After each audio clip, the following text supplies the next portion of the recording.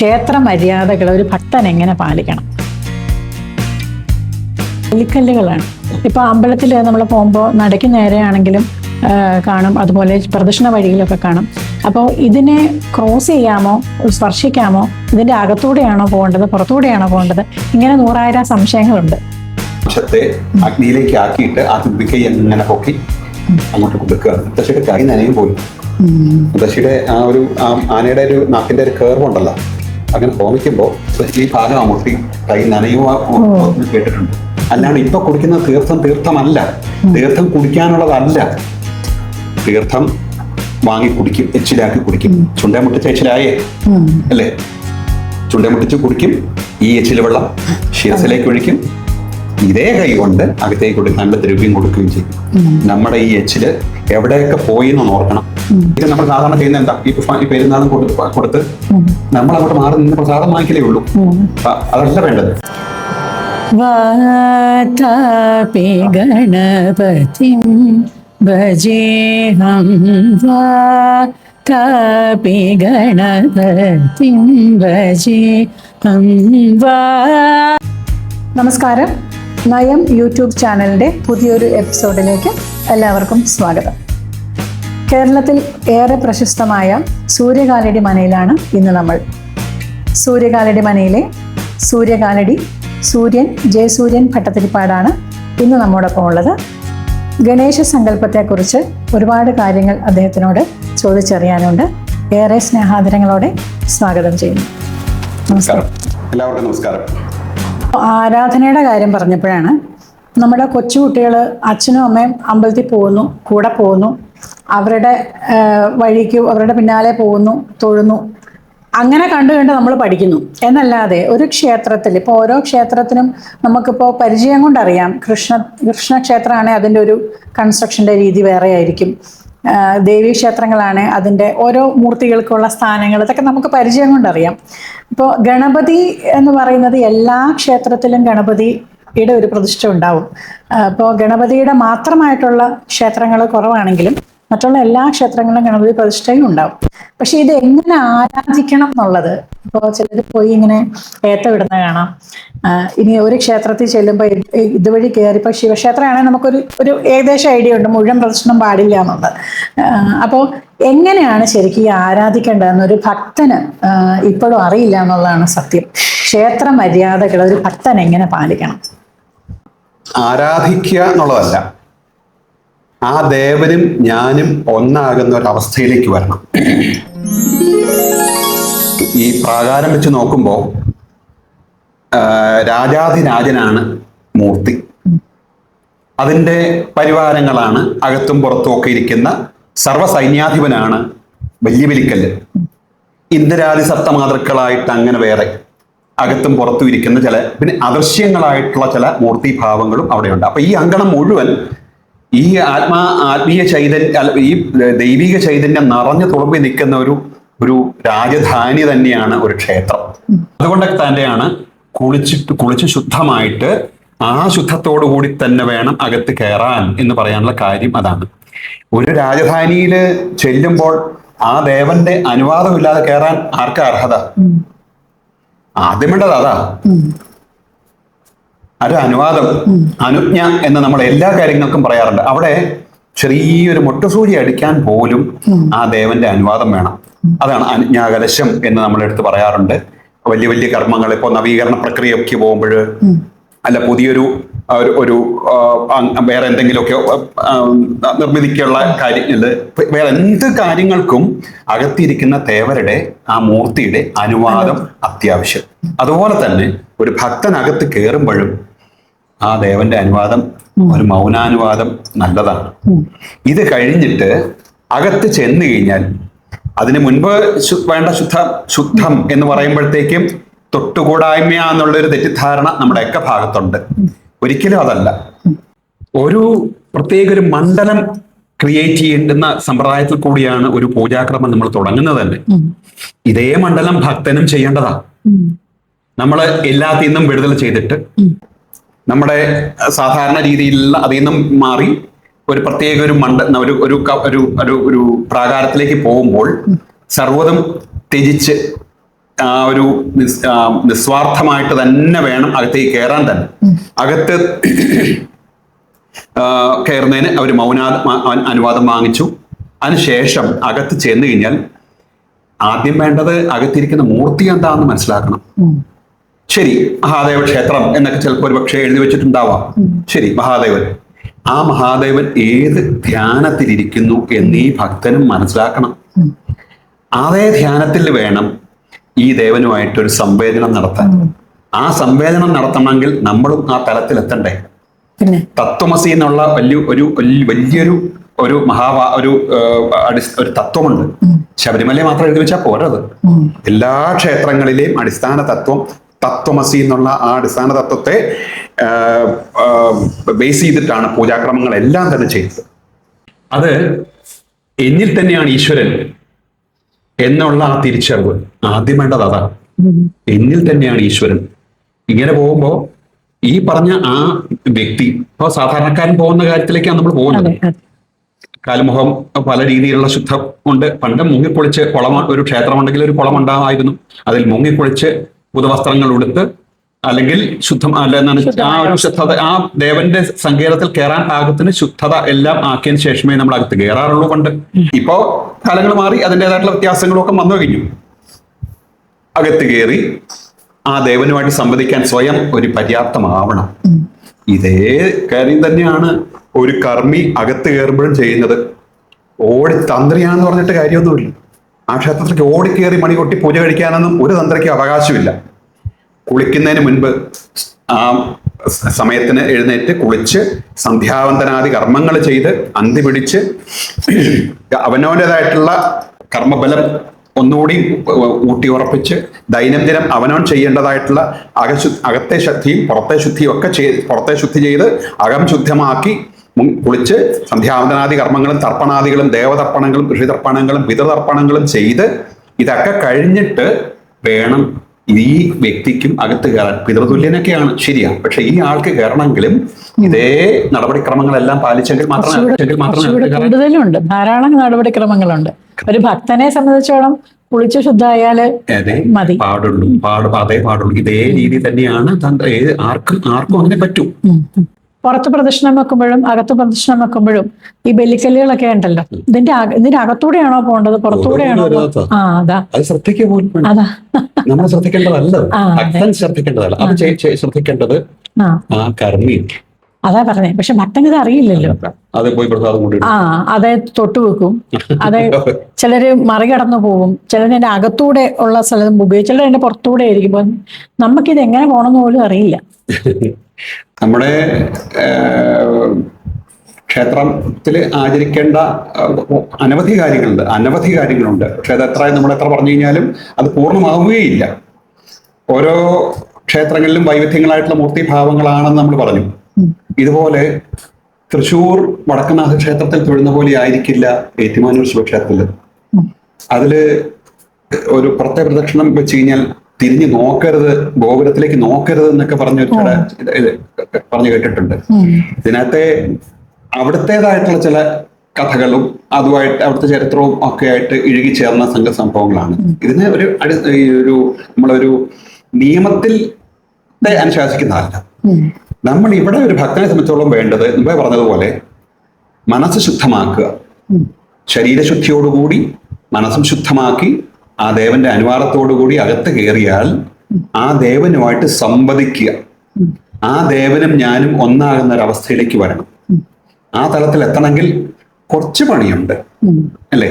ആദ്യം ഇതേ നടപടിക്രമങ്ങൾ തന്നെയാണ് ശ്രീലകത്ത് കർമ്മി ചെയ്യുന്നതും ഇതൊക്കെ തന്നെയാണ്. ഓടിച്ചെന്ന് പൂജ കഴിക്കുകയല്ലല്ലോ അവിടെ ചെയ്യുന്നത്. പ്രാരംഭമായിട്ട് ചെയ്യേണ്ട പ്രാഥമികമായിട്ട് ചെയ്യേണ്ട ചില കർമ്മങ്ങളൊക്കെ അദ്ദേഹം ചെയ്തതിന് ശേഷം പുളി ദേവാരാധികൾ അവനവൻ്റെതായിട്ടുള്ള നിത്യമായിട്ട് ചെയ്യേണ്ടതായിട്ടുള്ള കർമ്മങ്ങളെയൊക്കെ ചെയ്ത് അവനവന്റെ ആ കർമ്മബലം ഊർജപ്പെടുത്തി ശേഷം ഗർഭഗൃഹത്തിൽ ചെന്നാൽ അവിടെ മുതൽ തുടങ്ങുന്നു.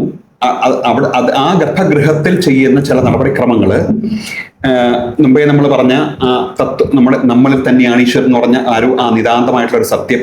ആ സത്യത്തെ മുൻനിർത്തിയിട്ടാണ് ഈ പൂജാക്രമങ്ങളെല്ലാം തന്നെ നമ്മൾ അവലംബിക്കുന്നതെന്ന് നമ്മൾ പറഞ്ഞു. അവിടെ ചെയ്യുന്നത് ആദ്യം അവനവനെ പൂജിക്കുകയല്ലേ. അല്ലാണ്ട് ആ ദേവനെ അല്ല പൂജിക്കുന്നത്. നമ്മളൊരു പ്രത്യേക ഒരു മണ്ഡലം ക്രിയേറ്റ് ചെയ്യുന്നു. ഉദാഹരണം പറയുകയാണെങ്കിൽ ഒരു ഡോക്ടർ ഫോർസെപ്സ് ഒക്കെ എടുത്തിട്ട് ഒരു ഓപ്പറേഷൻ ചെയ്യുമ്പോൾ അദ്ദേഹം അതിന് മുന്നോടിയായിട്ട് ചില പ്രാരംഭമായിട്ടുള്ള അതിന് ഒരു തയ്യാറെടുപ്പുകൾ എടുക്കും. മറ്റ് ശ്രദ്ധകളിലെ കോൺസെൻട്രേഷനൊക്കെ പരിപൂർണമായിട്ട് ഇതിനകത്തൊക്കെ ആക്കി. ഇതിലൊക്കെ അപ്പുറം എത്ര വിശ്വാസിയാണേലും അവിശ്വാസിയാണേലും അദ്ദേഹം വിശ്വസിക്കുന്ന ഒരു ഗുരുത്വത്തെയോ ഒരു സങ്കല്പത്തെയോ ചൈതന്യത്തെയിലേക്കോ ഒക്കെ ഒന്ന് സ്മരിച്ചിട്ടുണ്ടല്ലാതെ അദ്ദേഹം ചെയ്യില്ല. വെച്ചാൽ ഒരു ജീവനെ നിലനിർത്താൻ വേണ്ടിയിട്ടുള്ള ഒരു ഓപ്പറേഷൻ അല്ലേ അതാണെങ്കിൽ ഇതൊരു സ്പിരിച്വൽ ഓപ്പറേഷൻ. ഇതുപോലെ ആ ഓപ്പറേഷനും അതിൻ്റെതായിട്ടുള്ള ഒരു പ്രാരംഭ നടപടിക്രമങ്ങൾ പലതുമുണ്ട്. അത് കഴിഞ്ഞ് അവിടെ ചമ്പ്രം പടിഞ്ഞിരുന്ന് കഴിഞ്ഞ് ഏറ്റവും ആദ്യം തുടങ്ങുന്ന ഏറ്റവും ഒരു കർമ്മിയാകുമ്പോൾ ആദ്യം ചൊല്ലി തുടങ്ങുന്ന അട്ടകം വിളിച്ച് ചെയ്യാൻ പറയുന്നത് ശതധാരമക്ഷീയമാണം തുടങ്ങുന്ന ഒരു മഹാമന്ത്രത്തെ ചൊല്ലിക്കൊണ്ടാണ് ആ അവനവനിലിരിക്കുന്ന ഈ മൂലാധാര ക്ഷേത്രസ്ഥിതമായിരിക്കുന്ന ആ ദിവ്യ ചൈതന്യത്തിൽ എല്ലാം അടങ്ങുന്നു എന്നുള്ളതാണ് സത്യം. എല്ലാം അടങ്ങുന്നു, എല്ലാ സർവ്വദേവതമാരും അടങ്ങുന്ന അരൂപിയായിട്ടുള്ള അതിനകത്ത് ശിവനുണ്ട്, ദുർഗയുണ്ട്, ഭദ്രകാളിയുണ്ട്, സർവ്വതും അടങ്ങുന്ന ഒരു അഗ്നി നമ്മളിൽ തന്നെയാണ്. അതിൽ നിന്ന് അതിനെ പൂജിച്ച് അവനവനെ പൂജിച്ച് ആ വലിയ വലിയ കലശപൂജകൾക്കൊക്കെ എങ്ങനെ ജലം, ഗന്ധം, പുഷ്പം, ധൂപം, ദീപം ഇതാണ് പൂജാക്രമം. അതിനെ അങ്ങനെ തന്നെ എങ്ങനെ ധൂപവും ദീപവും ധൂപം വയറിന്റെ ഭാഗത്തേക്കാണ് കാണിക്കുന്നതെങ്കിൽ ദീപം കണ്ണുകളിലേക്കാണ് കാണിക്കുന്നത്. അതുപോലെ അങ്കുലീയങ്ങള് അതിന് ഏറ്റവും ലളിതമായിട്ടുള്ള ഇതിൽ കൂടി അങ്കുലീയങ്ങളിൽ കൂടി ഈ മജ്ജയുടെയും നഖത്തിന്റെയും ഇടയ്ക്കൂടിയുള്ള പ്രസരണങ്ങളിൽ കൂടി ഈ പഞ്ചഭൂതാത്മകമായിട്ടുള്ള സംഗതികളെ ഈ നമ്മളിൽ തന്നെ അടങ്ങിയിരിക്കുന്ന ആ വലിയ ദിവ്യ ചൈതന്യത്തെ തൊട്ടുണർത്തി അവർക്കൊരു മാനസപൂജ കഴിച്ച് ഒരു പ്രത്യേക മണ്ഡലം ഉണ്ടാക്കി ദേവനുമായിട്ട് സംവദിക്കാൻ പര്യാപ്തമായ അവസ്ഥയിലേക്ക് നമ്മൾ എത്തിയതിനു ശേഷം ആ സമയത്താണ് ഇയാളെ തുടരുതെന്ന് പറയാൻ കാരണം. അല്ലാതെ ഒരു ജാതിമത ആർക്കും ആവാം. ഇപ്പൊ മുമ്പേ പറഞ്ഞ പോലെ ഒരു ഡോക്ടർ ഓപ്പറേഷൻ തിയേറ്ററിൽ എങ്ങനെ ആ ഒരു തലത്തിലേക്ക് എത്തുന്നു, ഇതുപോലെ ഒരു സ്പിരിച്വൽ ഓപ്പറേഷൻ തയ്യാറെടുക്കുമ്പോൾ ഒരു പ്രത്യേക ഒരു മണ്ഡലം ക്രിയേറ്റ് ചെയ്താൽ ഇത്രയും ചെയ്തെങ്കിൽ മാത്രമേ ഇനി ദേവനുമായിട്ട് സംവദിക്കാൻ പറ്റുള്ളൂ, ശരിയാവണ്ണം ആണെങ്കിൽ. ഇനി അത് കഴിഞ്ഞു കഴിഞ്ഞാല് ഈ പൂജാക്രമങ്ങളൊക്കെ തന്നെ ഈ ഭക്തനും മനസ്സിലാക്കി വേണം ഇതിനെ ആചരിക്കാൻ. പറഞ്ഞപ്പോ നമ്മള് ദീപാരാധനയ്ക്ക് എല്ലാവരും തടിച്ചുകൂടി അവിടെ ഇങ്ങനെ നിൽക്കും. അപ്പോൾ അത് തുറന്നു കഴിഞ്ഞിട്ട് പിന്നെ ആ തീർത്ഥം തളിക്കാനായിട്ടുള്ളൊരു ബഹളം അവിടെ ഇടിച്ചു നീങ്ങി. അപ്പോൾ ഈ ദീപാരാധനയുടെ പ്രാധാന്യം, ആ ദീപാരാധനയുടെ ദീപം നമ്മൾ തൊട്ട് തൊഴുന്നതും ആ പ്രസാദം നമുക്ക് കിട്ടുന്നതും ആ തീർത്ഥം തളിക്കുന്നതും ഇതാണ് ഭക്തനെ സംബന്ധിച്ച അവർക്ക് അവിടെ നിന്ന് കിട്ടുന്ന ഒരു അതിൻ്റെ ഉള്ളെന്താണെന്ന് അറിയാതെയാണ് നമ്മളത് സ്വീകരിക്കുന്നത്. എന്താണ് ഈ തീർത്ഥത്തിന്റെ ഒരു അത്? തീർത്ഥം മുമ്പേ പറഞ്ഞ പോലെ ആ പ്രാരംഭ നടപടികൾ കഴിഞ്ഞു കഴിഞ്ഞാൽ ആദ്യത്തെ മണികുട്ടി തുടങ്ങുന്നതിന് പീഠപൂജ എന്ന് പറയാം. 3 ഘട്ടങ്ങളാണ് സാധാരണ ഒരു പൂജ ചെയ്യുന്നത്. 3 ഘട്ടങ്ങളിൽ കൂടിയാണ് പീഠപൂജ, മൂർത്തിപൂജ, പ്രസന്നപൂജ, ഇങ്ങനെ 3 ഘട്ടങ്ങളിൽ കൂടി പോകും.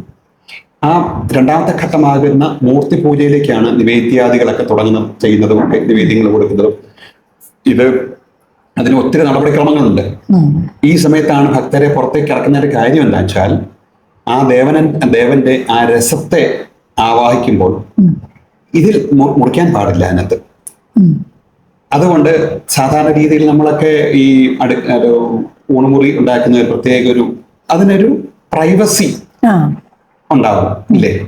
ആർക്കും കഴിക്കുമ്പോഴും അതിനും നമ്മുടെ ഓരോ ആർഷഭാരത സംസ്കാരത്തിന് നമ്മുടെ ഓരോ പ്രവൃത്തിയിലും ഒരു ആത്മീയ പരിവേഷം കൊണ്ടിരുന്ന ഒരു സമ്പ്രദായം പണ്ട് മുതൽക്കേ ഉള്ളതാണ്. ഇതെന്നെ നിലനിൽക്കാൻ കൂടി വേണ്ടിയിട്ടാണ്.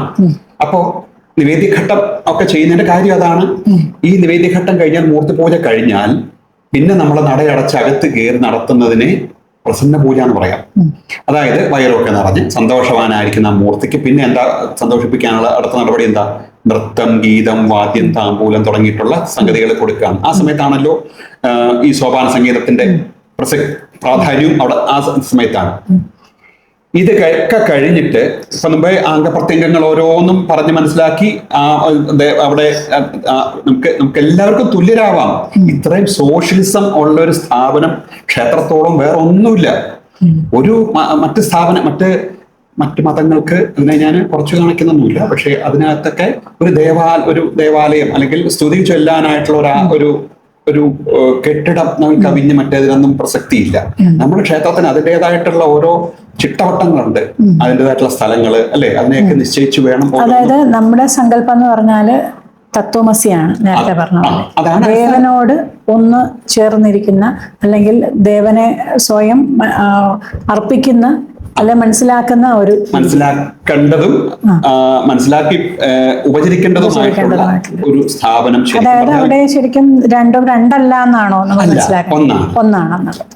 എത്ര കാലമായി ക്ഷേത്രാചാരം തുടങ്ങിയിട്ട്? പൂജകളൊക്കെ കഴിഞ്ഞു, നൃത്തം, ഗീതം, വാദ്യം തുടങ്ങിയിട്ടുള്ള ആ ദേവനെ സന്തോഷിപ്പിക്കാൻ പാകത്തിനുള്ള എല്ലാ കാര്യങ്ങളും നമ്മൾ ചെയ്തതിന് ശേഷം എത്ര വലിയ എന്ന് പറഞ്ഞാലും നമ്മളൊക്കെ മനുഷ്യരാണ്. അവിടെയും ഉണ്ട് ഭഗവാനെ അടിയന്റെ അർപ്പണത്തിലോ മന്ത്രത്തിലോ ശ്രദ്ധയിലോ ഭക്തിയിലോ ഏതെങ്കിലും ഒക്കെ ഒരു തെറ്റ് പറ്റിയിട്ടുണ്ടെങ്കിൽ ക്ഷമിക്കണം എന്ന് പറയുന്ന ഒരു ആചാര്യസ്വാമികൾ നമ്മളെയൊക്കെ പണ്ടേ കണ്ട ആൾക്കാരാണ്. അപ്പൊ അതുകൊണ്ട് അങ്ങനെ ഒരു മന്ത്രം കൂടി, മന്ത്രഹീനം, ക്രിയാഹീനം, ഭക്തിഹീനം തുടങ്ങിയിട്ടുള്ള മന്ത്രങ്ങളെ കൊണ്ട് നമ്മൾ അത് വീണ്ടും ഇത് ചെയ്യാനുള്ള ഒരു അനുവാദം തരണേ എന്നൊക്കെ പറഞ്ഞുകൊണ്ടാണ് ആ അവസാനത്തെ പൂർണ്ണ പുഷ്പാഞ്ജലി നടത്തി ആ ദേവന്റെ പാദം കഴുകിയെടുക്കുന്ന അതാണ് തീർത്ഥം. അല്ലാണ്ട് ഇപ്പൊ കുടിക്കുന്ന തീർത്ഥമല്ല, തീർത്ഥം കുടിക്കാനുള്ളതല്ല. തെറ്റായ ഒരു പ്രവണത നമ്മളിപ്പോ അവലംബിക്കുന്നുണ്ട് എല്ലാ ക്ഷേത്രങ്ങളിലും. തീർത്ഥം വാങ്ങി കുടിക്കും, എച്ചിലാക്കി കുടിക്കും. ചുണ്ട മുട്ടിച്ച എച്ചിലായേ അല്ലേ? ചുണ്ട മുട്ടിച്ച് കുടിക്കും, ഈ എച്ചില് വെള്ളം ശിരസിലേക്ക് ഒഴിക്കും, ഇതേ കൈ കൊണ്ട് അകത്തേക്ക് കൊടുക്കാനുള്ള ദ്രവ്യം കൊടുക്കുകയും ചെയ്യും. നമ്മുടെ ഈ എച്ചില് എവിടെയൊക്കെ പോയി എന്ന് ഓർക്കണം. ഈ പ്രാസാദ ശുദ്ധിയൊക്കെ നടത്തി എത്രയോ ശുദ്ധികർമ്മങ്ങൾ നടത്തുന്ന ഒരു ആലയത്തില് നമ്മുടെ ഓരോ ഭക്തന്റെയും എച്ചിൽ അവിടെ വീഴുക ചെയ്യുന്നത്. മഹാതെറ്റാണത്. വളരെ വളരെ ഗുരുതരമായിട്ടുള്ള തെറ്റായിട്ടുള്ള ശൈലിയാണ് അത് നമ്മളിപ്പോ അവലംബിക്കുന്നത്. തീർത്ഥം കുടിക്കാനുള്ളതല്ല. തീർത്ഥം മുമ്പേ പറഞ്ഞ പോലെ ആ പാദം കഴുകിയെടുത്ത് അകത്ത് ചില ആൾക്കാരുണ്ട്, ദേവേഭ്യോ നമ്മള് ചില ആൾക്കാരൊക്കെ പിതൃഭ്യോ എന്ന് പറഞ്ഞ ചില ഇതൊക്കെ അവരെയൊക്കെ തളിച്ചിട്ട് ചെയ്ത ആത്മനെ തളിച്ചതിന് ശേഷം പുറത്തു കൊണ്ടുപോയി ഭക്തേഭ്യോ നമ എന്ന് പറഞ്ഞ് ഭക്തന് വേണ്ടി എന്ന് പറഞ്ഞ് തളിക്കുമ്പോഴാണ് തീർത്ഥമാവുന്നത്. മറ്റേ തീർത്ഥമല്ല, കുടിക്കാനുള്ള അല്ല തീർത്ഥം. ഈ പണ്ടൊക്കെ പഴയ മുത്തശ്ശിമാരൊക്കെ ദീപാരാധനയുടെ സമയമാകുമ്പോഴത്തേക്ക് തീർത്ഥം തളിച്ചോ, തീർത്ഥം കുടിച്ചോ നിന്നവരാരും ചോദിച്ചു കഴിച്ചത് അന്നത്തെ കാലത്ത്. ഇപ്പോഴാണ് ഈ കുടി നിൽക്കുകയല്ല, നമ്മൾ ശീലിച്ചു പോയി. ഈ ശീലം ഇനി ചെയ്യാൻ പറ്റുന്നത് ഇതിനകത്തുനിന്ന് ചെയ്യാവുന്ന എന്താ? ഗുരുവായൂരൊക്കെ പോയി കഴിഞ്ഞാൽ ലോകത്തും അകത്തെ ഇതിനകത്തൊന്നും തീർത്ഥം കിട്ടുകയില്ല, ഒരിക്കലും കിട്ടാൻ പോകുന്നില്ല. അത് പുറത്തെ സ്ഥലത്തേ ഉള്ളൂ. ഇനിയിപ്പോ ധ്യാനം തന്നെ അവിടെ വിചാരിച്ചിട്ടായിരിക്കാം തീർത്ഥം.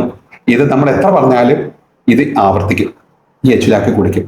ഒരു മാത്ര ഇനി സേവിക്കണം എന്നുണ്ടെങ്കിൽ ഈ തീർത്ഥമൊക്കെ ഉണ്ടാക്കിക്കൊണ്ടിരുന്ന പണ്ട് മുത്തശ്ശിമാരൊക്കെ കുളിച്ചു കഴിഞ്ഞ് കഴിഞ്ഞാൽ ഒരു കിണ്ടിയിൽ വെള്ളമൊക്കെ എടുത്തുകൊണ്ട് പോയി തുളസി പ്രദക്ഷിണം വെച്ച് അതിനകത്ത് അഭിഷേകമൊക്കെ നടത്തി അതിൽ നിന്നുണ്ടാക്കുന്ന അവര് മന്ത്രം ജപിച്ചു അവരുടേതായിട്ടുള്ള കീർത്തനങ്ങളോ അല്ലെങ്കിൽ അവർക്ക് ഒരു ഉപദേശത്തോടു കൂടി അല്ലെങ്കിൽ പാരമ്പര്യമായിട്ട് കിട്ടിയതോ ആയിട്ടുള്ള മന്ത്രങ്ങളെ കൊണ്ട് അതെങ്ങനെ ഒരു മാത്ര എടുത്ത് സേവിക്കുകയാണ് ചെയ്യുന്നു. കണ്ഠം ശുദ്ധീകരണം നിൽപ്പരം വേറെ ഇത് കുടിക്കും തോറും നമ്മള് മറ്റൊരു തലത്തിലേക്ക് എത്തി എന്നുള്ള ഒരു ആത്മീയ പരിവേഷത്തിലേക്ക് എത്തി എന്നൊക്കെ തെറ്റിദ്ധരിക്കുന്ന ചില സമ്പ്രദായമുണ്ട്. അതുപോലെ ചില അമ്പലങ്ങളിലൊക്കെ ഓവിനകത്തൂടെ കലശാദികളൊക്കെ നടക്കുന്ന സമയത്ത് നടയിലല്ല തൊഴാൻ ആള് ഓവിനകത്തൂടെ വരുന്ന ഈ ഇത് കൂട്ടുന്നത് തെറ്റാണത്. അത് എങ്ങോട്ടങ്ങോട്ട് ഒരു നിർഗമന ചാല് മാത്രമേ ഉള്ളൂ ഈ ഓവ്. അവിടെ അതിന് ഒരു പരിവേഷം ചില ഭൂതങ്ങളെയൊക്കെ അവിടെ പ്രതിഷ്ഠിക്കുക ചില അമ്പലങ്ങളിലൊക്കെ ഉണ്ട്, ഭൂതങ്ങളെയൊക്കെ പ്രതിഷ്ഠിച്ചിട്ടുണ്ട്. അവിടെ മനസ്സിലാക്കാവുന്ന സ്ഥലമല്ലത്. ഇത് കുടിക്കാവുന്നതല്ല, തീർത്ഥം കുടിക്കാനുള്ളതല്ല.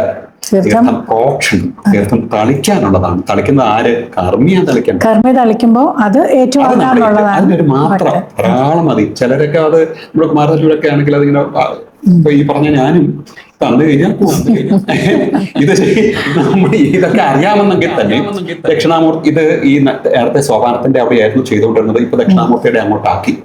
കുമാരനെല്ലൂര് അതും മാറ്റിയിട്ട് പുറത്തേക്ക് ആക്കി. അതിനൊക്കെ ഒരു നമ്മൾ എത്രയോ തവണ പറഞ്ഞു എന്തായാലും പിന്നെ ഒരു സംശയമുള്ളത് ഈ ബലിക്കല്ലുകളാണ്. ഇപ്പൊ അമ്പലത്തിൽ നമ്മൾ പോകുമ്പോൾ നടയ്ക്ക് നേരെയാണെങ്കിലും കാണും, അതുപോലെ പ്രദക്ഷിണ വഴിയിലൊക്കെ കാണും. അപ്പോൾ ഇതിനെ ക്രോസ് ചെയ്യാമോ, സ്പർശിക്കാമോ? ഇതിന്റെ അകത്തൂടെയാണോ പോകേണ്ടത്, പുറത്തൂടെയാണോ പോകേണ്ടത്? ഇങ്ങനെ 100,000 സംശയങ്ങളുണ്ട്. ഒരിക്കലും ഈ ബലിക്കല്ലുകളുമായിട്ട് ഒരു സംസർഗം നമുക്കില്ല. സാധാരണ ഭക്തർക്കൊന്നുമില്ല. അത് ശ്രദ്ധിക്കേണ്ടത് അതിനകത്തെ കർമ്മിക്ക് മാത്രമുള്ള അവരാണ് സംവദിക്കേണ്ടത്. അതായത് മുമ്പേ പറഞ്ഞല്ലോ, ഒരു മഹാരാജാവാണ് അകത്തിരിക്കുന്ന മൂർത്തിയെങ്കിൽ അദ്ദേഹത്തിന്റെ പരിവാരങ്ങളാണ് ഇവര്, ഇന്ദ്രാദി സപ്തമാതൃക്കള്. കിഴക്കോട്ട് ദർശനമായിട്ടുള്ള ആ ദേവനാണെങ്കിൽ ആ സോപാനം ഇറങ്ങി വരുമ്പോൾ ആദ്യത്തെ കാണുന്നതാണ് ആ കല്ലാണ് ഇന്ദ്രനാണ്. തൊട്ട് മുകളിൽ മണ്ഡപത്തിന്റെ അവിടെ നമ്മൾ വാഹനത്തെ പ്രതിഷ്ഠിച്ചില്ലെങ്കിലും വാഹനത്തിന്റെ സ്ഥാനം അവിടെ ആണ്. ഇനി അഗ്നി, മാതൃക്കല്ലുകള്, യമൻ, തെക്കോട്ടിരിക്കുന്ന യമൻ, ആ ഭാഗത്താണ് ദക്ഷിണാമൂർത്തിയും ഗണപതിയും ഇരിക്കുന്നത്. ചില ഗണപതി അമ്പലങ്ങളിലൊക്കെ ഈ കൊട്ടാരക്കര ഗണപതി അല്ലെങ്കിൽ വേളം ഗണപതി, കണ്ണൂരുള്ള വേളം ഗണപതിക്കൊക്കെ പ്രധാനമൂർത്തി ഈ മഹാദേവനായിരിക്കെ തന്നെ ഇങ്ങനെ ഇരിക്കുന്ന ക്ഷേത്രങ്ങളിൽ, ഇപ്പൊ കൊട്ടാരക്കര ഗണപതി ആ തെക്കോട്ടിരിക്കുന്ന ഗണപതിയാ പ്രാധാന്യം. നമ്മൾ കേൾക്കുന്നത് എങ്ങനെയാ? കൊട്ടാരക്കര ഗണപതി എന്നാണ് നമ്മൾ കേൾക്കുന്നത്. അപ്പോ ഇത് കഴിഞ്ഞു കഴിഞ്ഞാൽ പിന്നെ അതിൻ്റെതായിട്ടുള്ള ഓരോ ചുറ്റുവട്ടങ്ങളിൽ ഓരോരോ അവിടെ ശാസ്താവുണ്ട്, ദുർഗയുണ്ട്, സോമനുണ്ട്, വൈശ്രവണനുണ്ട്. ഇങ്ങനെ അനവധി പരിവാരങ്ങളുണ്ട് അകത്തെങ്കിൽ. പുറത്തേക്ക് ഇറങ്ങുമ്പോൾ ധ്വജത്തിന്റെ സ്ഥാനം മുതൽ തുടങ്ങി അഷ്ടദിക്പാലകരുണ്ട്. ഇനി അദൃശ്യമായിട്ടുള്ള ചില ശക്തി ചൈതന്യങ്ങളുണ്ട്. ഇതിനെയൊന്നും നമ്മൾ പ്രദക്ഷിണം വെക്കാനോ അത് തൊട്ടു തലയിരിക്കാനോ ഒന്നും പോകേണ്ട ആവശ്യമേ ഇല്ല. നമുക്ക് നടക്കേണ്ട ഒരു സ്ഥാനമുണ്ട്. ഇത് നിവേദ്യ സമയത്തും അല്ലെങ്കിൽ 5 പൂജ നടക്കുന്ന മഹാക്ഷേത്രങ്ങൾ എന്ന് വ്യവഹരിക്കുന്നത് 5 പൂജ നടക്കുന്ന ക്ഷേത്രങ്ങളെയാണ് പറയുന്നത്. 5 സമയങ്ങളിലായിട്ട് ഉഷപൂജ മുതൽ പന്തീരടി തുടങ്ങിയിട്ടുള്ള ഉച്ചപൂജ വരെയുള്ള 4ാമത്തെ പൂജ, അത്താഴ പൂജ.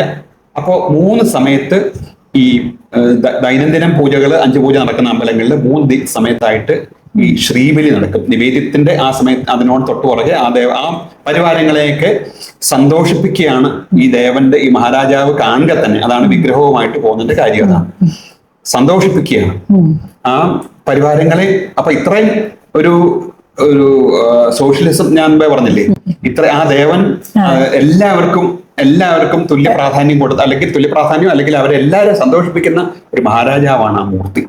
അപ്പോ ഇതൊന്നും ഭക്തരെ സംബന്ധിച്ചോളം യാതൊരു ബന്ധമില്ലാത്ത ബിംബങ്ങളാണ് അത്.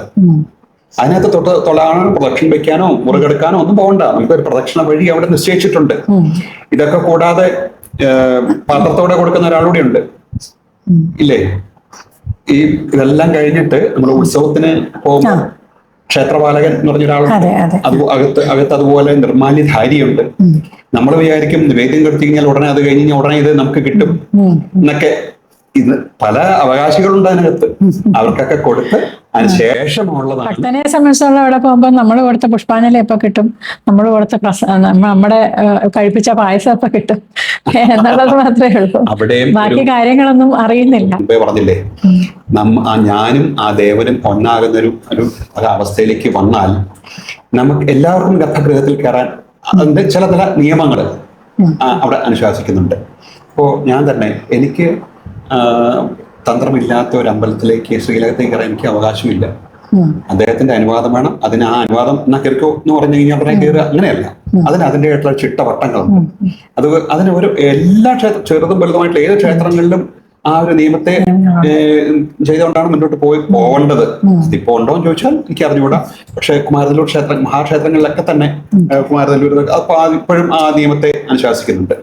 ഗണപതി ക്ഷേത്രങ്ങളെ കുറിച്ച് ഇപ്പോ എല്ലാ ക്ഷേത്രങ്ങളിലും തന്നെ ഗണപതിയുടെ ഒരു ഇത് ഉണ്ടെങ്കിലും ഗണപതിയുടെ പ്രധാന മൂർത്തിയായിട്ട് വരുന്ന പ്രധാനപ്പെട്ട ക്ഷേത്രങ്ങൾ, അതുപോലെ തന്നെ എന്തെങ്കിലും പ്രത്യേകതയുള്ള ക്ഷേത്രങ്ങൾ. ഇപ്പൊ ഇവിടെ നമ്മൾ സൂര്യകാലടി ഗണപതിയുടെ ഒരു പ്രത്യേകത പറഞ്ഞു എന്ന് പറഞ്ഞ പോലെ വ്യത്യസ്ത ഭാവങ്ങളിലുള്ള ഗണപതി പ്രധാന പ്രതിഷ്ഠയായിട്ടുള്ള ക്ഷേത്രങ്ങൾ ഏതൊക്കെയാണ്? മഹാഗണപതി അല്ലെങ്കിൽ ഗണപതി പ്രധാനമായിട്ടുള്ള മൂർത്തി ക്ഷേത്രങ്ങൾ വളരെ വിരളമാണ്. ഇപ്പൊ വടക്ക് കാസർഗോഡ് മാതൃ ഗണപതി ക്ഷേത്രം തുടങ്ങുന്നു. അവിടെ വലിയ ആകാരത്തിലുള്ള ഒരു ഗണപതിയാണ് പക്ഷെ ബീജഗണപതിയാണ്. ചതുർബാഹുവായിട്ടുള്ള ഒരു ഗണപതി ഇരുന്നുകൊണ്ടുള്ള അവിടെ വളരെ വളരെ പ്രശസ്തമാണ്, ലോക പ്രശസ്തമായിട്ടുള്ള ഒരു ഗണപതി ക്ഷേത്രമാണ്. പിന്നെ അങ്ങോട്ട് പോന്നു കഴിഞ്ഞാല് നമ്മളിപ്പോ പറയും കൊട്ടാരക്കര ഗണപതി എന്നാണ് നമ്മൾ പറയാറ്. അല്ലെങ്കിൽ വേളം കണ്ണൂർ ദേശത്തെ ആണെങ്കിൽ വേളം ഗണപതി പറയാറുണ്ട്. ഇതൊക്കെയാണെങ്കിലും അവിടുത്തെ ആ ക്ഷേത്രങ്ങൾക്കായുള്ള പ്രധാന മൂർത്തി മഹാദേവനാണ്, കൊട്ടാരക്കര മഹാദേവനാണ്. ഇത് ഈ ദിക്കിലേക്ക് ഇരിക്കുന്ന ഗണപതിയാണ്. ഇപ്പൊ മുമ്പേ പറഞ്ഞല്ലോ, നമ്മുടെ ബലിക്കല്ലികളുടെ കാര്യം പറഞ്ഞു. ബലിക്കല്ലികളുടെ കാര്യം പറയുമ്പോൾ തെക്കോട്ട് ഒരു വാതിൽ കാണാം. ആ വാതിലിൽ അകത്തിരിക്കുന്നത് ദക്ഷിണാമൂർത്തി ഗണപതിയാണ് അകത്തിരിക്കുന്നത്. ചിലത്ത് പ്രതിഷ്ഠയായിട്ടുണ്ട്, ചിലത്ത് ആ സ്ഥാന സങ്കല്പം മാത്രമേ ഉള്ളൂ. ബലിക്കല്ലി ഒരു ഉപാധി പോലും കാണാത്ത ക്ഷേത്രങ്ങളുണ്ടാവാം. അവിടെ അപ്പോഴും ഈ ഭൂതബലി അല്ലെങ്കിൽ തുടങ്ങിയിട്ടുള്ള ശ്രീ ഭൂതബലി അല്ലെങ്കിൽ ഉത്സവബലി തുടങ്ങിയിട്ടുള്ള കാര്യങ്ങളിലേക്കൊക്കെ പോകുമ്പോൾ ആ സ്ഥാനങ്ങളിൽ തൂവലുണ്ട്. അപ്പൊ ആ സ്ഥലത്തുണ്ട് അവിടെയുള്ള ചില ഇപ്പൊ കൊട്ടാരക്കര ഗണപതി ആണെങ്കിലും വേളം ഗണപതി ആണെങ്കിലും ആ സ്ഥാനത്തിന് പ്രാധാന്യം കൂടി. പക്ഷേ പൂജകളും ആചാരക്രമങ്ങളും പൂജാക്രമങ്ങളും എല്ലാം തന്നെ പ്രധാന മൂർത്തിയായിട്ട് സങ്കല്പിക്കുന്നത് അകത്തിരിക്കുന്ന മഹാദേവൻ തന്നെയാണ്. അങ്ങനെയാണ് നമ്മളിപ്പോ പൊതുവെ എല്ലാവർക്കും അറിയപ്പെടുന്ന കൊട്ടാരക്കര ഗണപതി ആയിരിക്കും പ്രധാന മൂർത്തി എന്നാണ്. പക്ഷെ ഇതല്ല, തെക്കോട്ട് തെക്കിയിരിക്കുന്ന ഇതാണ്. പക്ഷെ ഇപ്പൊ മള്ളിയൂർ ഗണപതി ഇവിടെ അടുത്തുള്ള ഏറ്റുമാനൂരിന്റെ അടുത്തുള്ള മഹാഗണപതി, എത്രയോ പ്രശസ്തമായിട്ടുള്ള മഹാഗണപതി, അതിലെ ഗണപതി ക്ഷേത്രമാണ്. അവിടെ ബീജഗണപതി ക്ഷേത്രമാണത്. ബീജഗണപതിയാണ്. അവിടെ തപോധനനായിട്ടുള്ള മള്ളിയൂർ ശങ്കരൻ നമ്പൂതിരിന്ന് നമ്മളൊക്കെ ഒരുപക്ഷെ ഇനി അതുപോലത്തെ ഒരു വ്യക്തിയെ കാണാൻ പറ്റാത്ത രീതിയിലുള്ള ഒരു മഹാപ്രതിഭ ഉണ്ടാക്കിയെടുത്ത ഒരു വൈഷ്ണവ ചൈതന്യം, അദ്ദേഹമായിട്ടുണ്ടാക്കിയെടുത്ത ആ ചൈതന്യമാണ് ഇപ്പോൾ അവിടെ നമ്മൾ ദർശിക്കാൻ പറ്റുന്നത്. പ്രതിഷ്ഠാഭാവത്തിൽ അതിൽ പഴയ ആ ഒരു ബീജഗണപതി ഭാവം തന്നെയാണ്. ഇവിടെ അതല്ല, ഞങ്ങളത് ഉണ്ടാക്കിയതല്ല, കലാകാലങ്ങളായിട്ട് ഇരിക്കുന്നതാണ്. ഈ പറഞ്ഞ പോലെ വിഗ്രഹം എടുത്ത് നോക്കിയാൽ കാണാൻ പറ്റും. ഇങ്ങനെ ഭാര്യാസമേതനായിട്ടുള്ള 10 കൈകളുമായിരിക്കുന്ന ആ ഒരു ഭാവം. അപ്പോ കേരളത്തില് വളരെ ചുരുക്കമാണ് ഗണപതി പ്രധാന മൂർത്തികളായിട്ടുള്ളത്. ഇത് കൗതുകകരങ്ങളായിട്ടുള്ള ചില കഥകളും ഉണ്ട്.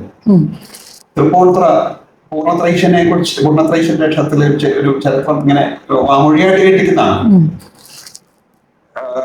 ഭഗവാൻ നല്ല സ്ഥാനം കണ്ടുവെക്കാനായിട്ട് ഗണപതിയെ പറഞ്ഞു വിട്ടതും, നല്ല സ്ഥാനം കണ്ടപ്പോ അദ്ദേഹം കയറി ഇരുന്നതും ഇദ്ദേഹം തൊഴിച്ചു മാറ്റി കയറി ആണ് പൂർണ്ണത്രൈശൻ പിന്നെ അവിടെ ഉണ്ടായതെന്നും ഇങ്ങനെ വാമൊഴിയായിട്ട് കേട്ടിട്ടുണ്ട്. എന്നിട്ട് ഇനി പുതിയ പുസ്തകങ്ങളിലൊക്കെ അവിടുത്തെ ചരിത്രത്തിലെ പറഞ്ഞിട്ടുണ്ടാവാം. ഇപ്പോ ക്ഷേത്രത്തിൽ നമ്മൾ പോയി ആരാധന ചെയ്യുന്നതിന്റെ ഒരു ക്രമം ഇപ്പോൾ നമ്മൾ പറഞ്ഞു. അതുപോലെ തന്നെ പ്രാധാന്യമുള്ളതാണ് നമ്മൾ വീടുകളിൽ ജപിക്കുന്നതും പ്രാർത്ഥിക്കുന്നതും ഒക്കെ. പ്രത്യേകിച്ചും സന്ധ്യാവന്ദനം, വിളക്ക് കത്തിച്ച ശേഷമുള്ള നാമജപം. അപ്പൊ പലപ്പോഴും സംശയമുള്ളത്, നമുക്ക് ഒരുപാട് മന്ത്രങ്ങളുണ്ട്. ഇപ്പൊ ഗണപതിയെ സംബന്ധിച്ചോളം തന്നെ ഒരുപാട് മന്ത്രങ്ങളും കീർത്തനങ്ങളും ഒക്കെ ഉണ്ട്. അപ്പൊ ഇതൊരു സാധാരണ ഭക്തന് ചൊല്ലാവുന്നതും തന്ത്രപരമായ കാര്യങ്ങൾ പഠിച്ച ഒരാൾക്ക് ചൊല്ലാവുന്നതും രണ്ടും രണ്ടാണെന്നാണ് ഞാൻ മനസ്സിലാക്കുന്നത്. അപ്പൊ ഒരു സാധാരണ ഭക്തന് ചൊല്ലാവുന്ന മന്ത്രങ്ങൾ ഏതൊക്കെയാണ്? അതോ ഗുരുപദേശം എല്ലാത്തിനും ആവശ്യമുള്ളതാണോ? മന്ത്രങ്ങൾക്കും അതുപോലെ തന്നെ പ്രാധാന്യം കൽപ്പിച്ചിട്ടുണ്ട്. ആ മന്ത്രങ്ങൾ ചൊല്ലണം എന്നുണ്ടെങ്കിൽ ഇപ്പോ ഛന്ദസ് വേണം. ഈ യാമങ്ങൾ ഉള്ളതുപോലെ ആ യാമങ്ങളെ നിശ്ചയിച്ചിരിക്കുന്ന പോലെ തന്നെ ഛന്ദസ് വേണം. ഇനി അതിനോട് കുറച്ചുകൂടി ഒരു അടുത്ത നടപടികളിലേക്കാണെങ്കിൽ ആ ഓരോ അക്ഷരങ്ങളും നമ്മുടെ ഓരോ പ്രത്യംഗങ്ങളിൽ രസിച്ചുകൊണ്ട് ആ മന്ത്രമൂർത്തി ഞാനാകണം. ഇനി വളരെ ലളിതവും എന്നാൽ വളരെ പ്രാധാന്യം അർഹിക്കുന്നതുമായിട്ടുള്ള പഞ്ചാക്ഷരി എന്ന് കേട്ടിട്ടുണ്ട്. അതിന്റെ അർത്ഥം എന്താണെന്ന് എനിക്ക് ഇപ്പോഴും ഓർമ്മയുള്ളൂ. ഈ രീ എന്താണ് ഒരു തെറ്റായിട്ടുള്ള അക്ഷരം. ആ 5 അക്ഷരങ്ങള് ആ പ്രണവം ഹൃദയത്തിലും ശിരസില് ആദ്യത്തെ അക്ഷരം, ശിഖത്തില് ഇന്ന അക്ഷരം, കവചം ഇന്ന അക്ഷരം, ഇതിങ്ങനെ ഓരോ ആ അക്ഷരങ്ങളും നമ്മളുടെ ശരീരത്തിലെ ഓരോ അംഗങ്ങളിൽ ന്യസിച്ച് ആ മന്ത്രമൂർത്തി നമ്മൾ ആയിക്കൊണ്ട് വേണം അത് ജപിക്കാൻ. അതിനു മുൻപ് വാമദേവ ഋഷി മുദ്രയുണ്ടത്. വാമദേവ ഋഷി പങ്ക്തിച്ഛന്ദ സദാശിവനെയാണ്, ശിവനെയല്ല, സദാശിവനായിട്ടുള്ള ആ മഹാദേവനെയാണ് ഈ പഞ്ചാക്ഷരം കൊണ്ട് നമ്മൾ ഉപാസിക്കാൻ പോകുന്നത് അല്ലെങ്കിൽ സംവദിക്കാൻ പോകുന്നത്. അപ്പൊ ആ ഹൃദയമാകുന്ന പത്മത്തിൽ ആ മന്ത്രമൂർത്തിയെ പ്രതിഷ്ഠിച്ച് ഞാനും ആ മന്ത്രവും ആ മന്ത്രമൂർത്തി ഒന്നാകുന്ന തലത്തിൽ എത്തിക്കൊണ്ട് വേണം ഏത് മന്ത്രവും ജപിക്കാൻ. അത് ഏത് ഉപാസനയ്ക്കും അത് നല്ലതാണ്. കീർത്തനങ്ങള് കുറച്ചുകൂടെ ലളിതമായിട്ട് പോയിരിക്കുന്നതാണ്. കീർത്തനങ്ങളിലൊക്കെ എന്താ, ആ മൂർത്തിയുടെ ആ ദേവതയുടെ ഓരോ അംഗലാവണ്യങ്ങള് അല്ലെങ്കിൽ അംഗപ്രത്യംഗങ്ങള് കവചകുണ്ടലാദികള് ഇങ്ങനെ ഓരോന്നും വർണ്ണിച്ചുകൊണ്ടാണ് ആ കീർത്തനം പോകുന്നത്, അല്ലേ? അതെന്തിനും ഈ ധ്യാനമന്ത്രം നമ്മൾ പറയാറുണ്ട്. ഇപ്പോ ലളിതാ സഹസ്രനാമത്തിന്റെ ധ്യായ പത്മാസനസ്ഥാംബിക സിതവചനാം പത്മപത്രായ ഉറക്കെ ചൊല്ലുന്നുണ്ട്. ധ്യാനമന്ത്രം ചൊല്ലേണ്ടതല്ല. ഏത് ധ്യാനമന്ത്രത്തിന്റെയും ഒരു ഭാഗത്ത് പ്രത്യേകം എടുത്തിട്ടുണ്ടാവും ധ്യായേ പത്മാസനസ്ഥാംബിക സിതവചനാം പത്മപത്രായതാക്ഷി, അല്ലെ? ധേയോ വല്ലഭയാച പത്മകരയാ. അങ്ങനെയൊക്കെ ഇരിക്കുന്ന ദേവതയെ നിങ്ങൾ ധ്യാനിക്കൂ, ജപിക്കൂ എന്നവിടെ പറഞ്ഞിട്ടില്ല. അവിടെ അത് ഹൃദയമാകുന്ന പത്മത്തിൽ അങ്ങനെയൊക്കെ ഇരിക്കുന്ന ഇന്ന ആയുധങ്ങൾ എഴുതിയിരിക്കുന്നതും ഇന്ന മുഖഭാവത്തോടു കൂടിയിരിക്കുന്നതും ആയിട്ടുള്ള ആ ദേവതയെ നമ്മുടെ ഹൃദയത്തിൽ ആ ഹൃദയമാകുന്ന പത്മത്തിൽ പ്രതിഷ്ഠിച്ച് ആ ഒരു വ്യത്യാസവുമില്ല. അവിടെ ദേവനും ഞാനും ഒന്നാകുന്നൊരവസ്ഥയിലേക്ക് വന്നിട്ട് വേണം ഈ മന്ത്രങ്ങളൊക്കെ ജപിക്കാൻ. മന്ത്രം ഇപ്പൊ എല്ലാവർക്കും ഒരു ഗുരുവിൽ നിന്നും ദീക്ഷ കിട്ടി മന്ത്രം ഉപാസിക്കാനുള്ള ഒരു സാധ്യത ചിലപ്പോൾ സാധാരണ എല്ലാവർക്കും ഉണ്ടാകുന്ന വരില്ല. അപ്പോൾ നമ്മൾ ദിവസേനയുള്ള പ്രാർത്ഥനയിൽ നമുക്ക് ഒരു വിശിഷ്ടമായ ന്യാസം പോലെയുള്ള കാര്യങ്ങൾ ചെയ്യാതെ തന്നെ നമുക്ക് ഉപയോഗിക്കാൻ പറ്റുന്ന, അത് കീർത്തനങ്ങളാണോ അതോ ഉപയോഗിക്കാൻ പറ്റുന്ന മന്ത്രങ്ങളുണ്ടോ? എപ്പോഴും ലാളിത്യം തന്നെയാണ് നല്ലത്. നിഷ്കളങ്കതയാണ് ഏറ്റവും പ്രധാനം. ഒരു നിഷ്കളങ്ക ഭക്തിയോടുകൂടി കളങ്കരഹിതമായിട്ട് ആ ദേവനുമായിട്ട് സംവേദനം നടത്തുന്ന ആ ഒരു പ്രക്രിയയിൽ വലിയ കേവലമായിട്ടുള്ള മഹാമന്ത്രങ്ങളെ ചൊല്ലിക്കൊണ്ടുള്ള പൂജകൾക്കും നമ്മൾ അവിടെ അർപ്പിച്ചതിൻ്റെ എങ്ങനെ കൊടുത്തു എന്നുള്ളതാണ് അവിടെ പ്രധാനം. അതുകൊണ്ടൊക്കെ തന്നെ ആ മഹാമന്ത്രങ്ങൾക്ക് തുല്യമാവാൻ പറ്റും നമ്മുടെ ഈ ഒരു ലാളിത്യത്തോട് കൂടിയിട്ടുള്ള നിഷ്കളങ്ക ഭക്തിയോട് കൂടിയിട്ടുള്ള കീർത്തന ആലാപനം. നമുക്കറിയാവുന്ന ഭാഷ, നമ്മുടെ അമ്മ പറഞ്ഞ തന്ന ആ നമ്മുടേതായിട്ടുള്ള മാതൃഭാഷ, ആ മാതൃഭാഷയിൽ ദേവനുമായിട്ട് സംബന്ധിച്ചാൽ അതോളം ഇതിന് മുമ്പേ ഞാൻ പറഞ്ഞതുപോലെ ഒരു സോപാന സംഗീതജ്ഞൻ എങ്ങനെ നിഷ്കളങ്ക ഭക്തിയോടുകൂടി നിഷ്കളങ്ക നിൽക്കുന്ന സാധാരണക്കാരായിട്ടുള്ള ഭക്തജനങ്ങളെ അകത്ത് വലിയ സഗൗരവവും, ഇതിന് ഗൗരവം ഇല്ലാന്നല്ല, കൊടുക്കുന്ന ആ മഹാമന്ത്രങ്ങളെ ചൊല്ലി കൊടുക്കുന്ന ആ പൂജയ്ക്കും ഈ ഭക്തനും ഒക്കെ തുല്യം ആയിട്ട് വരാൻ പാകത്തിനാണ് സോപാന സംഗീതത്തിന്റെ പ്രസക്തി, പ്രാധാന്യം. നമ്മളെ ആ തലത്തിലേക്ക് ഉയർത്തിക്കൊണ്ടുപോവാണ്. അപ്പൊ അതുകൊണ്ട് ഇന്ന മന്ത്രം ചൊല്ലിയാലേ കേമമാവൂ എന്ന് ഒരിക്കലും ഒരിടത്തും പറഞ്ഞിട്ടില്ല. ഇപ്പൊ അത് പറയുമ്പോ എനിക്ക് ഓർമ്മ വന്നു ഇവിടുത്തെ ഒരു കഥ. അത് കഥയല്ല, ഇവിടുത്തെ ഒരു നടന്ന സംഭവം. മുത്തശ്ശി പൂജിച്ചിരുന്ന ഒരു രീതി എനിക്കത് കേട്ട് പരിചയമുണ്ട്. എങ്കിലും നമ്മുടെ പ്രേക്ഷകർക്ക് വേണ്ടിയിട്ട് ആ ഒരു അനുഭവം ഒന്ന് പറയാം. തീർച്ചയായിട്ടും അത് ബ്രാഹ്മണ ഭവനങ്ങളിൽ മാത്രം അനുവർത്തിച്ചിരുന്ന ഒരു കർമ്മമായിരുന്നു അടുപ്പിൽ ഗണപതി ഹോമം. പിൽക്കാലങ്ങളിൽ ഹൈന്ദവ വിശ്വാസികളായിട്ടുള്ള എല്ലാവരും തന്നെ അതിനെ ഏറ്റെടുത്തു. ഈ കുറെ കാലങ്ങളായിട്ട് മാത്രമേ അത് ഇടക്കാലം കൊണ്ടോട് മാത്രമേ അതിനൊരു ഇത് ബ്രേക്ക് വന്നിട്ടുള്ളൂ. അത് നിഷ്കളങ്ക ഭക്തിക്കാണ് അവിടെ പ്രാധാന്യം അർഹിക്കുന്നത്. ഏതാണ്ട് വളരെ ചെറുപ്പത്തില് മുത്തശ്ശന്റെ കൈപിടിച്ച് ഈ നാലുകെട്ടിലേക്ക് വന്ന മുത്തശ്ശി ചെയ്ത കർമ്മങ്ങളാണ് എൻ്റെ ഒരു നേർക്കാഴ്ച ഏതാ. വേറൊന്നുമല്ല, ഞാൻ 3 വയസ്സിൽ വിനിശിലാറ്റി കുളിച്ച് കയറി വരുമ്പോ സമയത്ത് കാണുന്നത് മുത്തശ്ശന് ഗണപതി ഹോമത്തിന് ഒരുക്കി കൊടുക്കേണ്ടതെല്ലാം ഒരുക്കി കൊടുത്തതിന് ശേഷം അതിനകത്ത് മിച്ചം വരുന്ന നാളികേരം അല്ലെങ്കിൽ ശർക്കര അങ്ങനത്തെ ദ്രവ്യാദികളെല്ലാം കൂടി എടുത്തിട്ട്, അപ്പൊ ആ സമയത്ത് കത്തിക്കുന്ന അടുപ്പേ ഉണ്ടായിരുന്നുള്ളൂ. ഞാൻ കാണുന്ന കാഴ്ചയാണ് ആ 3 വയസ്സുകാരന്റെ കാഴ്ചപ്പാടാണ് ഞാൻ പറയുന്നത്. അപ്പോ സൂര്യൻ ഉദിച്ചു വരുന്ന സമയം ഇവിടുത്തെ ഗണപതി ഹോമം സൂര്യൻ ഉദിച്ചതിന് ശേഷമാണെന്നുള്ള ഒരു ഇത് കൂടി മറ്റേ അതെ അറിയാം. ഉണ്ട്. അപ്പോ ഞാൻ കയറി വരുമ്പോ മുനിച്ചിലായിട്ട് കുളിച്ചു വന്ന് കാണുന്ന കാഴ്ച എന്താ വെച്ചാൽ ഒരു കൈക്കുറന്ന് നിറച്ച് ഇതെല്ലാം കൂടി കൂട്ടിയെടുത്ത് മിച്ചം വന്ന നാളികേരം, ശർക്കര, തലപ്പഴം ഇതെല്ലാം കൂടി കൂട്ടിയെടുത്തിട്ട് ആ നിവേദ്യ മുദ്രയോട് മാറോട് ചേർത്തിട്ടുള്ള മുദ്രയോട് കൂടി അപ്പൊ അടുപ്പ് നല്ലോണം ഇങ്ങനെ കത്തി പ്ലാവിന്റെ വിറകുകളെ കൊണ്ട് കത്തി നിൽക്കുന്ന സമയവും മുത്തശ്ശി ഇത് ആ അഗ്നിയിലേക്ക് പകരുന്നത് കാണാം. അതിനുശേഷം മുത്തശ്ശി ചൊല്ലുന്നത് മുഴുവൻ ഗണേശ സ്തുതികളാണ്. അതിനകത്ത് കേട്ടിട്ടുള്ളതാണ് ഉദാകരാത്ത മോദകം സുതാവിൻ സാധകം തുടങ്ങിയിട്ടുള്ള ആ ഒരു അഷ്ടകമുണ്ട്, ഗണേശ സ്തുതി ഉണ്ട്.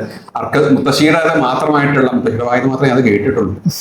അർക്കസൂര്യ ദിവാകര തുടങ്ങിയിട്ടുള്ള ഏറ്റവും നിഷ്കളങ്കമായിട്ടുള്ള കീർത്തനങ്ങൾ മാത്രമേ ഞാൻ മുത്തശ്ശിയുടെ വായന കേട്ടുള്ളൂ. അപ്പോ ഇതെല്ലാം ജപിച്ചു കഴിയുമ്പോഴത്തേക്കും ഈ കൈക്കുറ നിറച്ച് ഹോമിച്ച സംഗതികളെല്ലാം ദഹിക്കുക, ഒറ്റ പ്രാവശ്യം കൊണ്ട് തീരുക.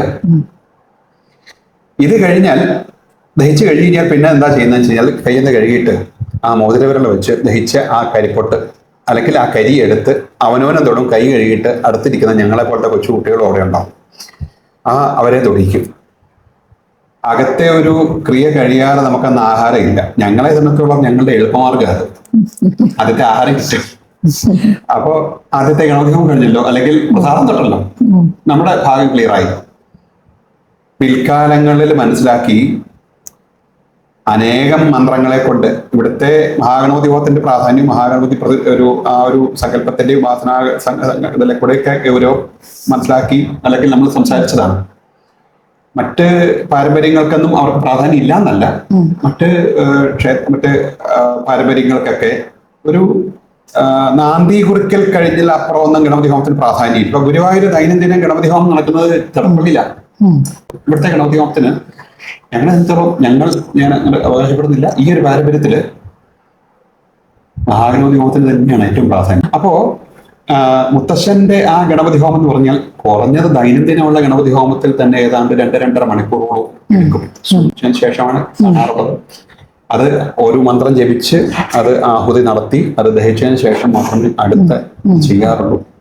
അതുകൊണ്ടൊക്കെ തന്നെ അനവധി മന്ത്രങ്ങൾ ഇപ്പൊ ഈ ശൈവവിഷ്ണു ശാക്തേയമായിട്ടുള്ള 3 ത്രിതലത്തിലുള്ള ആ മന്ത്രങ്ങളൊക്കെ തന്നെ ഇതിൽ സാധാരണ മറ്റേ ഗണപതി ഹോമങ്ങളൊക്കെ ശൈവം മാത്രമേ ഉള്ളൂ, ശൈവ സങ്കല്പത്തിലാണ്. ഇത് അതല്ല, സർവ്വദേവതാ സാന്നിധ്യത്തോടു കൂടി ആയതുകൊണ്ട് എല്ലാ വൈഷ്ണവ മന്ത്രങ്ങളുണ്ട്, മന്ത്രങ്ങൾ അനവധി സമയം എടുക്കും.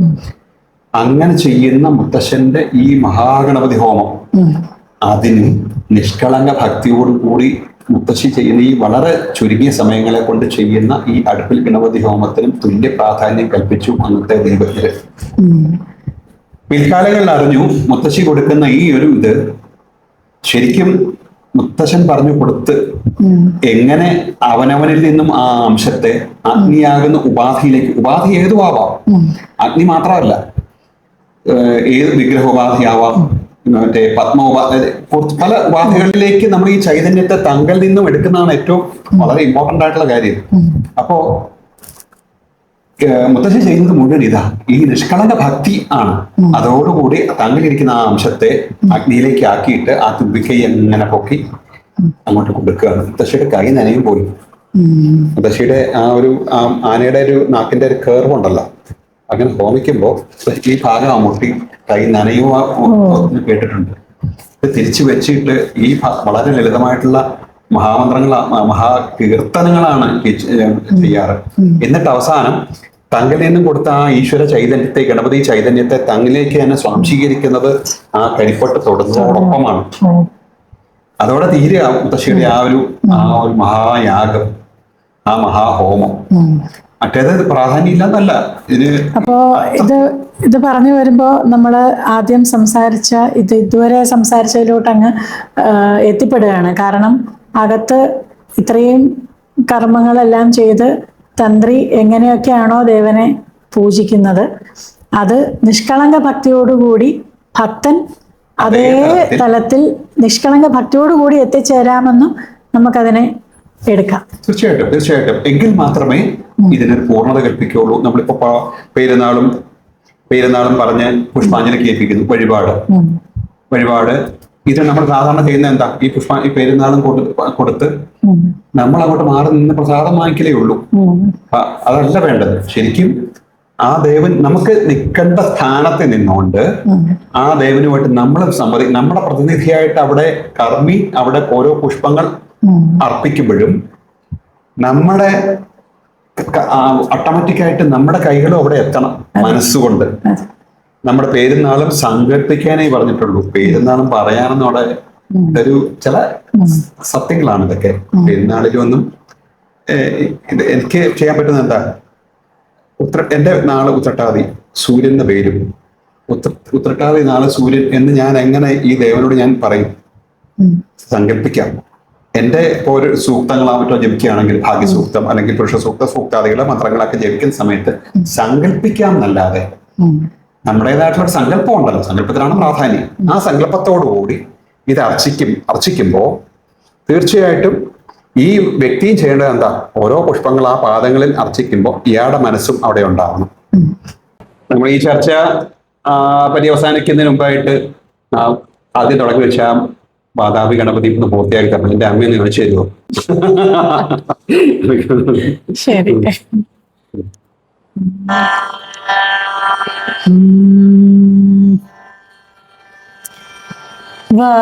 വാതാപി ഗണപതിം ഭജേഹം വാതാപി ഗണപതിം ഭജേഹം വാതാപി ഗണപതിം ഭജേഹം വാരണാസ്യം വരപ്രദം ശ്രീവാരണാസ്യം വരപ്രദം ശ്രീവാതാപി ഗണപതിം ഭജേഹം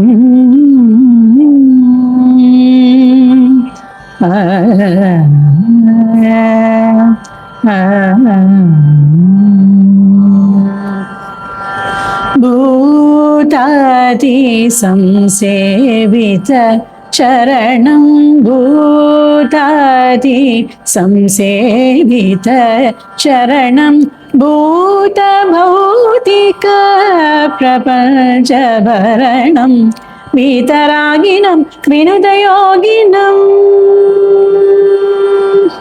വീതരാഗിണം വിനുദയോഗിനം വിശ്വകാരണം വിഘ്നവാരണം വാതാപി ഗണപതിം ഭജേഹം വാരണാസ്യം വരപ്രദം ശ്രീവാതാപി ഗണപതിം പുരാകുംഭ സംഭവ മുനിവര പ്രഭൂഷിതം ത്രികോണമധ്യഗതം മുരാരി പ്രമുഖാദ്രുപസിതം മൂലാധാര ക്ഷേത്രസ്ഥിതം വരാരി ചത്വാരി വാഗാത്മകം വരാരി ചത്വാരി വാഗാത്മകം പ്രണവസ്വരൂപ വക്രതുണ്ടോ പ്രണവസ്വരൂപ വക്രതുണ്ടം നിരന്തരം നീലചന്ദ്രഗണ്ഡം നിജവാൽമകര വിദുദേശോ ഗണ്ഡം കരാംബുജപാശബീജാപൂരം കരാംബുജപാശബീജാപൂരം കലുഷവിദൂരം ഭൂതാകാരം ഹരാന്യ ഗുരുഗുഹദോഷിന ബിംബം ഹംസധ്വനിഭൂഷിതകേരംബം വാതാപി ഗണപതിം ഭജേഹം വാരണാസ്യം വരപ്രദം ശ്രീവാതാപി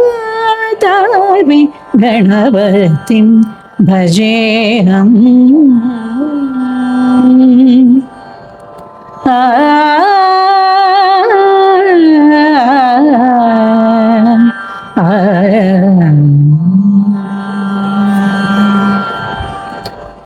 ഇത്രയും സമയം വിലപ്പെട്ട സമയം, ഒരുപാട് തിരക്കുള്ള ആളാണ് എങ്കിലും ഇത്രയും സമയം നമുക്ക് വേണ്ടി ചെലവഴിച്ച തിരുമേനിയോട് നയം യൂട്യൂബ് ചാനലിന്റെ പേരിലും ഞങ്ങളുടെ എല്ലാവരുടെയും പേരിലും നന്ദി.